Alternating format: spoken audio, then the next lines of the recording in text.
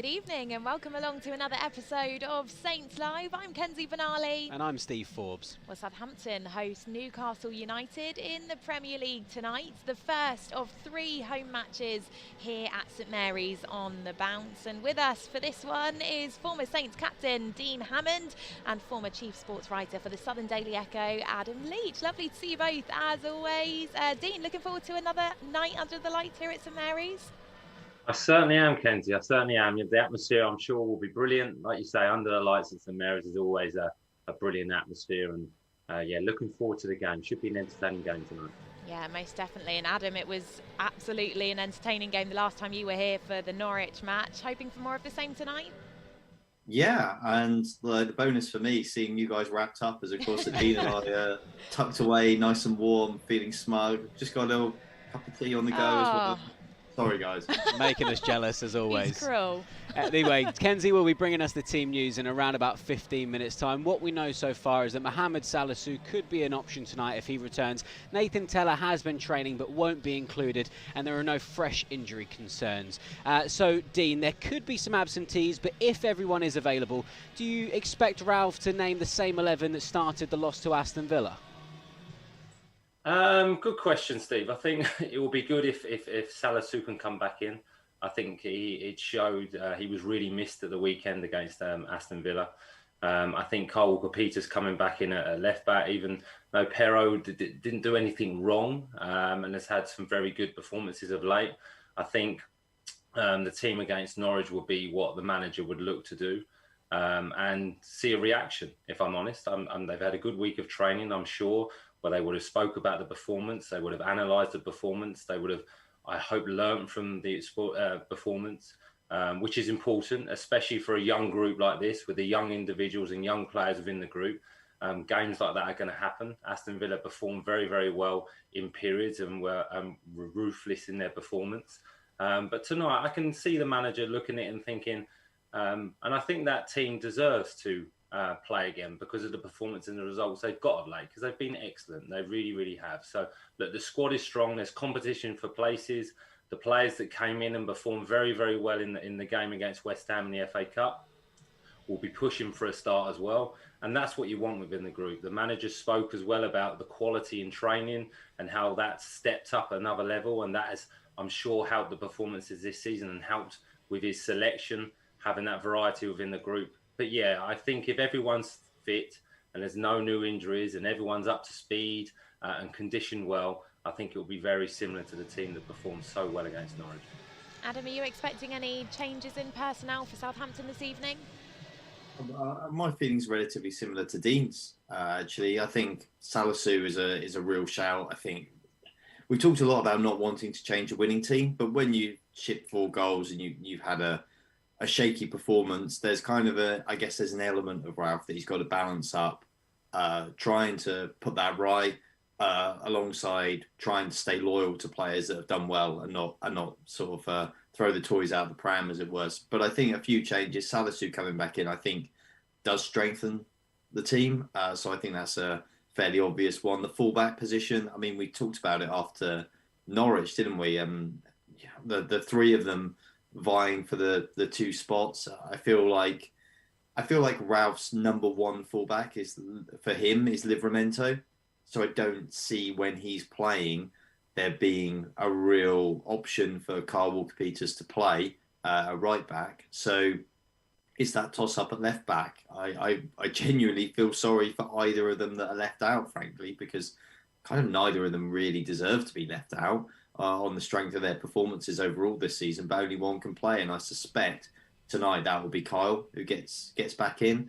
And then I wonder if there might be a change towards the front. I just wonder if Ralph tonight, looking at Newcastle, might just fancy bringing a Nathan Redmond tonight, maybe for Elyounoussi, I think, just to give them that sort of running, that slightly more direct running. Elyounoussi obviously done very well, and it kind of would be harsh on him to miss out, but I just wonder if that's something that extra dimension that Saints maybe could do with against this Newcastle team tonight. So unsure on that one, but I think that's something Ralph would be considering. It obviously was a hugely disappointing result after such a great run beforehand, Dean. How and why did Aston Villa cause Southampton so many problems? Well, I think you have to give credit to Aston Villa. I think the quality was very, very good in moments. I think Coutinho was superb. He really, really was. He caused Southampton problems where he was dropping into the hole. He was very, very creative. He was sharp. His awareness was very, very good. And I think the pace and the movement of Ollie Watkins, Danny Ings and Coutinho really caused Southampton problems. And I mentioned after the game, there seemed to be a bit of a gap in between the midfield and the back four. The fullbacks in one-on-one situations struggled a little bit, whether that was tracking runners, whether that was one-on-one duels in one-on-one situations. We can see here Coutinho's movement. I think it's Jack Stephen who loses the header. So Aston Villa played with a real tempo, a real pace, and their creativity was very, very good. Coutinho was just on fire, and he looked like the player that when he was at Liverpool, he looked like he had the freedom. He looked like he was enjoying his football. And then when you've got good strikers like Danny Ings and Ollie Watkins, they're going to cause you problems. But also, I think it's a good learning curve for the Southampton players. They are a young group, and they just looked a little bit stretched for the first time in a few weeks, a little bit disorganised, and just didn't quite have that energy, didn't quite have that discipline to press and try and win the ball. And they just got a little bit disjointed at points, and Aston Villa were ruthless. I thought they were very, very good. So I don't think there needs a major reaction, just an analysis of the game during the week, a work on a few things in training. But I think Aston Villa were very, very good, especially from just before half-time to get that second goal, which I think was like the 44th minute. And then by the 54th minute, Southampton were 4-0 down and the game was over. So that 10-minute period really won the game for Aston Villa and lost the game for Southampton. But I thought Aston Villa were very, very good, especially Coutinho. Just caused real problems and showed the quality and the high quality of a player he really is. Well, Ralph has assured fans that we won't see a performance like that again. Adam, do you think it would have come as a surprise for him? Because it did really feel like Southampton had turned a corner and, those kind of performances were a thing of the past. I think it would have surprised him and it would have disappointed him to an extent. But I think if you actually just look at it, you step back and you look at it dispassionately for a minute, it's kind of the reality of things. It's a long season. You're not going to play consistently, brilliantly every single game. The difference between the teams at the very, very top are that when they have a bad day, they can quite often still win because they've got absolute world-class talent that still just somehow finds a way to get them through. And therefore, those kind of bad performances are kind of forgotten along the way. The problem is if you're a team that isn't amongst that real elite at the very top of the table, then when you have a bad day, you are generally always playing against a very high quality team that have got some very good players, and you get punished in the same way that in you look at the last couple of months and the way Saints have played in their fixtures, they've been the ones punishing other teams who maybe have felt this on the same end. So I think if Ralph is surprised, in a way he shouldn't be, because I think this is the reality of kind of life in the Premier League. But what you've got to do in the sign of a good team is to bounce back when you have a bad performance, not let one bad performance roll into two, roll into three, but actually just go, okay, that was a blip, it's a one-off, now we get back to it again. I think that's hopefully the mentality and mindset that Ralph's got them in this week. I don't really see any reason to be too down on it, to be honest. Yeah, it wasn't great, but they've been playing so well. They've got so many good results at the moment. It hopefully will just be seen in the context of what it was, just a bad day at the office. Yeah, that's exactly it. The wider picture is certainly still very positive overall, and the fans are feeling very positive too, which is always great to see. Lovely to see you coming in on the comments there. Let's say hello to a few of you then getting in touch. Finley Sanders, hello. He says, come on you Saints. Vishnu, who I know regularly watches on Saints Live, hello to you. He's going for a 3-1 Southampton win this evening. And Ian Stacey's also got in touch, says, come on Saints, 3 points needed tonight. Yeah, that would be lovely. And as Adam said, Southampton will be looking to bounce back against an in-form Newcastle. So to whet our appetites, here's what happened when the sides met earlier in the season. Good Afternoon from a beautiful sunny St James's Park. Good crisp pass across the edge of the penalty area to Elyounoussi. Inside right. Oh, what was he trying to do? Then a slip and a mistake, and it should have been 1-0. And I'm not sure how Newcastle survived that. Flicks a clever ball to Adam Armstrong, comes inside, can't shoot on his left foot, but this time he finds Gineppo, who still can't shoot and score. Oh my goodness me. The Toon Army getting boisterous as they feel their side doing better. Long ball over the top is clever. Murphy nods it down, diving header, 1-0. And it is Callum Wilson. And Newcastle do have the lead. Now here's Redmond down the left wing, driving to the byline, goes on the outside of Murphy, stands a really good ball up into the back post. Woodman makes the save, but he can't keep it out. And Elyounoussi has the week of his life in a Saint shirt. So Maximan, and then Salisu's dropped off him, enabling him to play it to Joelinton. Joelinton stands up Salisu, plays it back inside to Fraser. Low ball, cleared off the line. Follow-up goes in from St Maximan. And Newcastle somehow have done it again. Redmond turns away from trouble, threads a great ball to Armstrong. Armstrong against Woodman.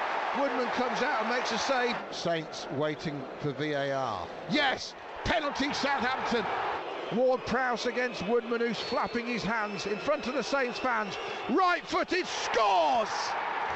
James Ward-Prowse is off the mark for the season. So it certainly was an entertaining fixture up at St James's Park earlier in the season. But Dean, what are your reflections on the match, having watched that back? Well, a really dominant first half performance from Southampton. I thought they performed very well in the first half, and very unfortunate not to go in the lead, as we can see from the highlights. The opportunity for Gineppo. The first one, he just leans back and doesn't get over the ball. The second one, tries to be a little bit too precise, a little bit too clever, and misses the opportunity. And then to fall behind from a good goal from Newcastle's point of view. And then the impact really of Nathan Redmond when he came onto the pitch made a huge impact. As you can see for the first goal, goes down the outside, which I love when Nathan Redmond does that. Really backs himself, drags the ball down the outside, excellent delivery, and a good goal from Elyounoussi. And then to fall behind so late with a St Maximin goal, James Ward-Prowse almost clears it off the line, just can't quite get there to block the second opportunity. And again, what a fantastic pass from Nathan Redmond. Brilliant ball with the outside of his foot, and a good movement from Adam Armstrong. Really clever movement to win the penalty, and a decision for VAR for Southampton, which we didn't get too many of last year or at the beginning of the season. And from that point of view, brilliant penalty from James Ward-Prowse, but a good reaction from Southampton when the game could have been lost, when they conceded so late, to then come back into the game and get that equaliser. Showed a really good mentality, which has been shown for the rest of the season, really. So a good game, but what I remember from it is a really dominant, really good first half performance where Southampton played some really good possession football, were very, very brave, created chances, and a game that they potentially could have won. But it was a good performance without the win, but an excellent reaction to two disappointments, from going 1-0 down to getting the equaliser, to going 2-1 down so late in the game, to win the penalty, to come back. I think it was a very, very valuable point and a really good performance by the players. Well, Adam, Newcastle obviously enjoying some incredible form at the moment. 5 wins from their last 6 matches, but actually they'd won just 1 match all season when we were supposed to have played this match on January the 2nd. Can you understand some frustration from some of the supporters about that? Well, yes, I can. I mean, it looked dubious. I mean, it was obviously within the rules because the Premier League approved it, but it didn't smell particularly good, if you like, the way the game got cancelled. But look, I mean, you've got to also reflect on how much better Saints are now than they were at that point in time. They are an infinitely better side. They're in great form. I think since that period, since that time when they were meant to play that fixture, I think they've only lost 2 games in 11. And they've in all competitions, and they've won 5 of them. So, yes, Newcastle are a lot better, but Saints are also a lot better. You're seeing 2 teams that are vastly improved today from when they would have been when the original fixture was. So, have Newcastle got themselves an advantage by this game being moved? I think that's pretty debatable, to be honest. They're definitely better, but so are Saints, and I think that therefore fans should just try and probably keep that in mind, because I think this is going to be a really competitive fixture tonight, and probably a better game to watch overall than the one we would have seen had it been on the original day. Yeah, I think it's certainly going to be a good one to watch here under the lights at St Mary's, and we can now bring you the team news. So let's take a look at the starting 11 then to face Eddie Howe's side this evening. In goal is Fraser Forster. The defence is made up of Tino Livramento, Jan Bednarek, Mohamed Salisu, who is recalled after a brief spell on the sidelines, and Carl Walker-Peters completes the back four. In the middle is our captain, James Ward-Prowse, who scored in each of his last 2 Premier League games against Newcastle, and he's alongside Oriol Romeu. Out wide is Moy Elianusi and Stuart Armstrong, and leading the line for the Saints is Shea Adams and Armando Broja. The Saints substitutes are as follows then: Willie Caballero, Jack Stevens, Jan Valery, Roman Perraud, Ibrahima Diallo, Will Smallbone, Shane Long, Adam Armstrong and Musa Gineppo. Adam, let's come to you first then for your thoughts on this team news. You said you felt for either Carl Walker-Peters or Roman Perraud, whoever got the nod. It's Carl Walker-Peters tonight, but great to see Mohamed Salisu back in the starting 11.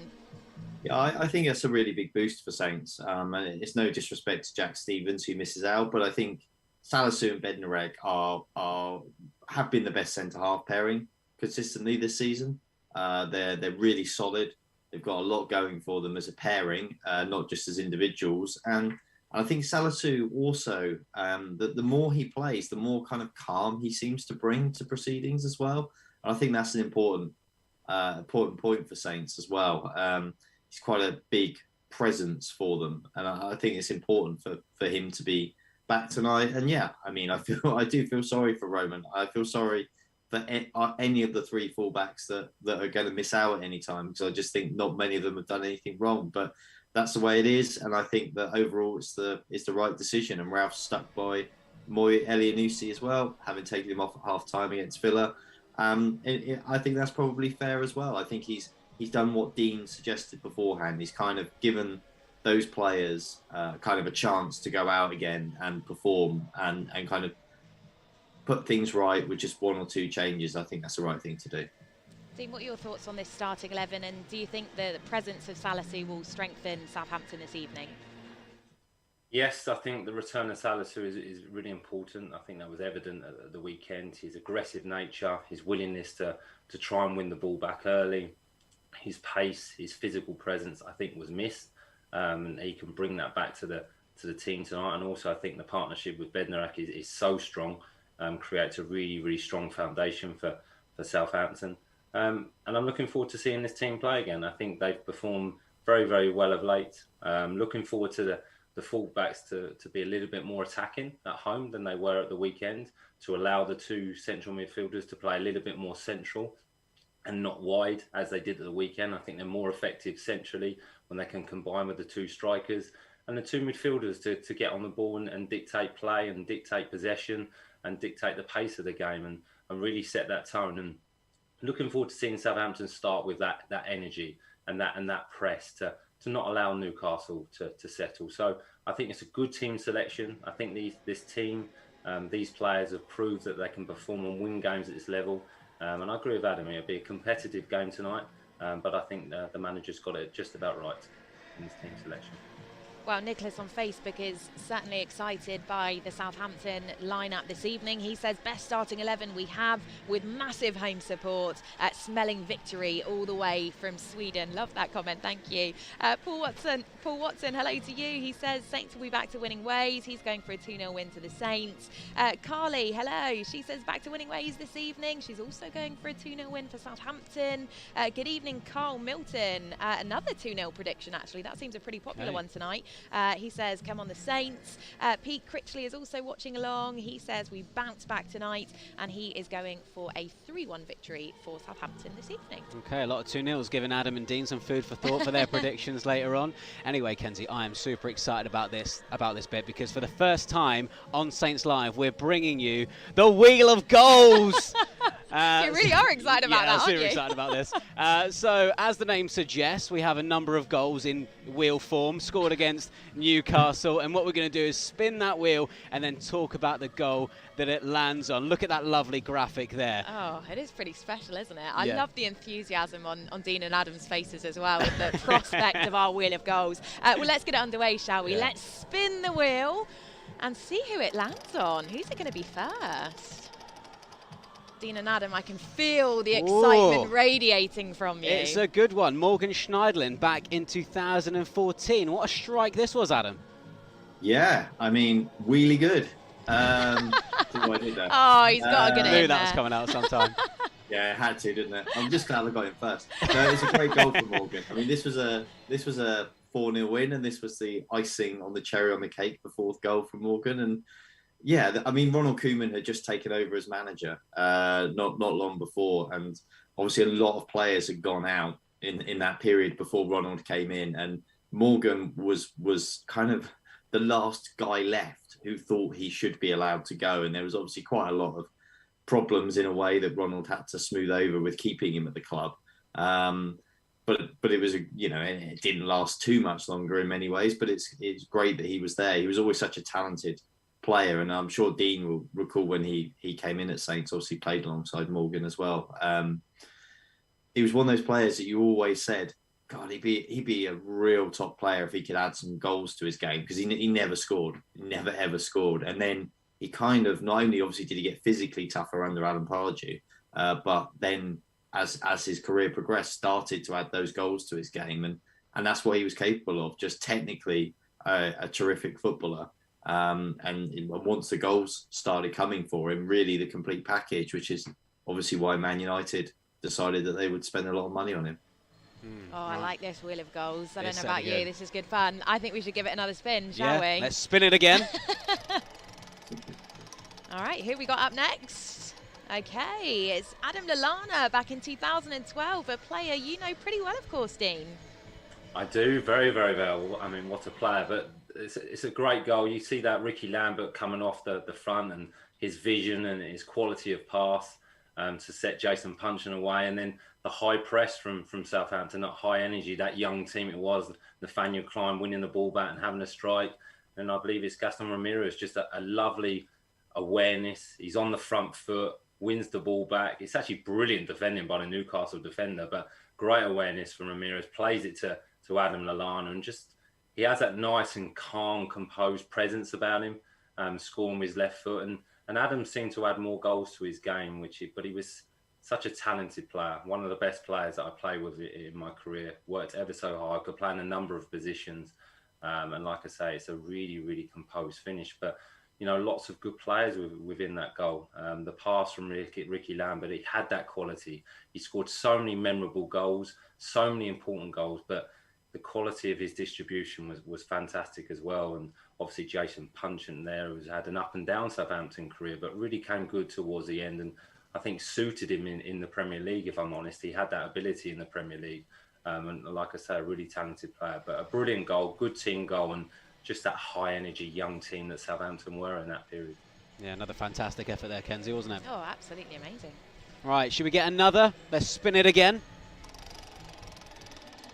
Who's it landing on this time? We've got Jay Rodriguez again from 2014. And Adam, what a fantastic offside trap here from Newcastle. Yeah, I think that's one that didn't work very well. But nothing they did worked very well that day, I seem to recall, because Saints absolutely battered them. Actually, I'll be honest with you. I feel a little bit sad watching this goal. And the reason that I feel sad is that Jay scored twice this day. And he was absolutely at the peak of his powers at this stage. He was so good. He was almost untouchable. And I think we all felt at this point it was certain that he was going to be on the plane to the World Cup that summer, which was only then a matter of, weeks away, really, months, weeks.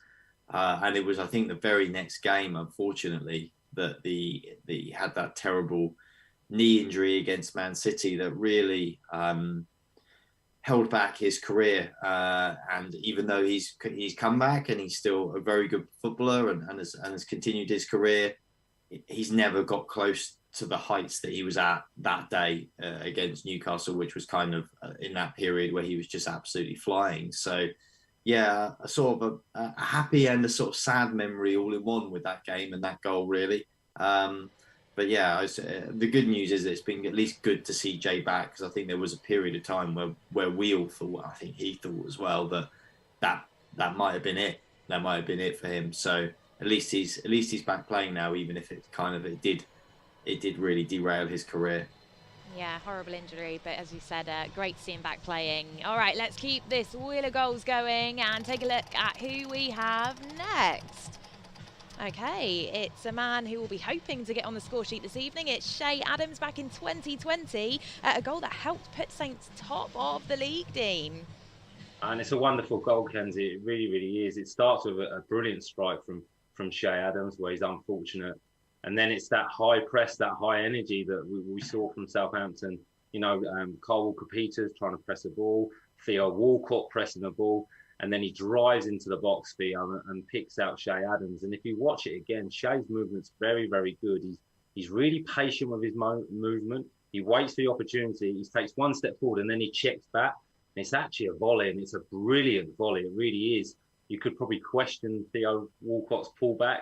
You'd want that on the floor to be able to strike that cleanly on the grass, but he actually raises the ball up, and Che hits that with the inside of the foot with so much power. So it was a brilliant goal. It really, really was. And we've seen many goals like that from Che. He does score some spectacular goals. He really does. And he possesses that really good technique. But for me, it's the movement in that goal where he's really patient. He's waiting for the opportunity. As soon as Theo Walcott drives into that box, he kind of tries to go forward to the goal, gets the defenders off balance, checks back to find that space, to find that angle, and then it's pulled back to him. It's a brilliant strike. It really, really is. So a fantastic goal from Che Adams. Yeah, great goal. And what a feeling that was again, wasn't it, to go top of the league that night? Remember it like it was yesterday. Right, I think we've got time for one more this evening. So for the final time, let's spin that wheel. Feels so good to say that, doesn't it? It really does. I feel like we've got our own game show, Steve. Right, so we are going to end on Shane Long in 2016. Adam, what a run from Shane. Oh, well, I mean, yes, I don't want to do Shane out a disservice here, but I mean, amazing disappearing defence in front of him. I mean, Newcastle, they were really struggling badly, and they were absolutely desperate this day. Really, really poor, and Saints it was so easy for them. It was a very comfortable win. It was at a time when Saints were confident. They were doing really well. This was kind of flurry to the end of the season that would obviously see them finish, I think, 6th under Ronald this year. And they were playing some great football, some great stuff. They were on a real upward curve. Newcastle, desperately battling relegation at this point, looked totally forlorn. And Shane took full advantage. And I guess that's the kind of thing that you can do. If you're confident, you just run at people. Just get the ball down, run at them, see if they want to make that tackle, if they want to commit to make that decision. Shane took that chance and tried it, and it opened up for him. And that was, I think it was only 3 or 4 minutes gone when he scored that goal, which, obviously set the tone for Saints to go on and win that game. A very fine goal from Shane. Fantastic goal. Oh, well, that concludes our Wheel of Goals. I certainly enjoyed that. Did you? I loved it. I can't wait for it to get brought back on future episodes. It was pretty special. Well, we will come to some fan comments in just a moment, so still plenty of time to get in touch before we say goodbye. But it's the time of the show where we come to both Dean and Adam for their final thoughts ahead of kick-off, for their score predictions as well. So Dean, will come to you first. As we've touched on, Newcastle really enjoying some brilliant form, but are you expecting a reaction from Saints tonight? Yes, I'm definitely expecting a reaction from the Southampton players. And you're meeting two teams where Newcastle are in brilliant form and Southampton have got a superb home form and performing very, very well in terms of performances and results. I think this will be a really competitive game. Newcastle are vastly improved. They really are. They're keeping more clean sheets. Defensively, they look better. They still have their frailties, and that's why they are in the position they are in the league. But they're winning games, so there's confidence in the group. I think Eddie Howe has improved them individually. You see some players, Joel Linton, is a very, very good player now. They've made some good signings in January in Dan Burn, Matty Targett, and Trippier obviously doesn't play, Chris Wood. So there'll be a strong team, and this will be a competitive game. But again, I think it's down to Southampton. If Southampton can perform at the level we know they can, with that high tempo press, with the pace that they can move the ball, with the movement and the runs off the ball from the players, I think this can be a Southampton victory tonight. So I think it will be close. I'm going to go for an entertaining 1-0 Southampton win. All right, 1-0. Well, Adam, Ralph has named a strong lineup, and surely Mohamed Salisu returning will give a lift to the team. I think it will. I'm really expecting this to be a good game tonight. I think it will be relatively open, actually. I think Dean's right. Obviously, the signings Newcastle have made in January have improved them.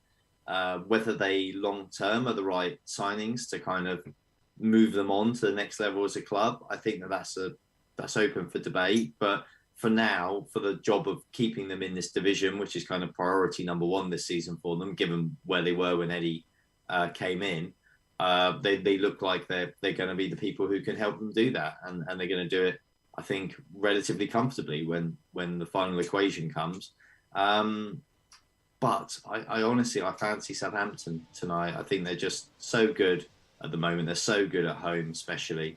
They're going to have a crowd right behind them. I think there'll be a great atmosphere. I also think it will be tight in terms of the scoreline. I agree with Dean, but I'm going to go for a 2-1 win. Okay, I like the sound of that one. Well, Dean and Adam, always a pleasure to have you on the show. Thanks for your thoughts. We will see you after the match, but we are going to give the final words to the fans. Let's take a look at the final comments coming into us then. Steve Follett, hello.